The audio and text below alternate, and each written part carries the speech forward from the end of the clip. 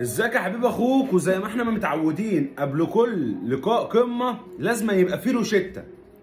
روشتة تديك الملخص المفيد اللي هيحصل بكرة. لقاء قمة 131، قمة العبث، الفريقين اللي هو التعبان والميت. فاهمني؟ فريق عامل الجلاكتيوس وجايب احسن لعيبة في مصر وافريقيا والوطن العربي، واداؤه مش اداء فرقه درجه ثالثه، وتغيير ادارات وتغيير مدربين وانتخابات ومين هيمشي ومين هيجي. والفريق الثاني على الجانب الثاني جايب فرقه ب 2 جنيه ونص ومدرب ب 2 جنيه ونص وماشي، يكسب ماتشين يمشي على سطر ويسيب سطر، يكسب ماتشين ويتعادل ماتش، يكسب ماتشين ويخسر ماتش. فقمه هتتفرج بكره على فرقتين بيطبشوا. تعال بقى اما اديك لمحه كده على ابرز الغيابات وابرز الاوراق الفنيه اللي في بكره في الماتشين.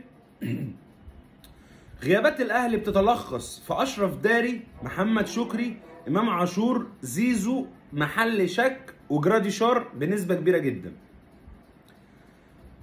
اوراق مهمه جدا، انت بتتكلم في عمود الفرقه الاساسي. اشرف داري المدافع الاساسي الاهلي، محمد شكري الباك الشمال اللي انت جايبه تعوض بيه علي معلول مصاب من ساعه ما جه، امام عاشور احسن لاعب في مصر وافريقيا مصاب بقاله اكتر من 4 شهور، زيزو الصفقه الاهم اللي هو اللي محتاج ان هو ينزل بكره جدا مصاب واصابته او عودته لسه بنسبه 80%، جراديشار الفيرود بتاعك اللي فايق شويه عشان محمد شريف من اول الدوري مش شايف قدامه.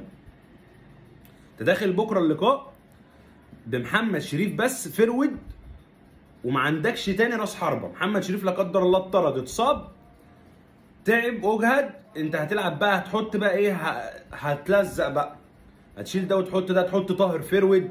طاهر اصلا ما بيعرفش يسلم ويستلم، هتلعبه فيرود.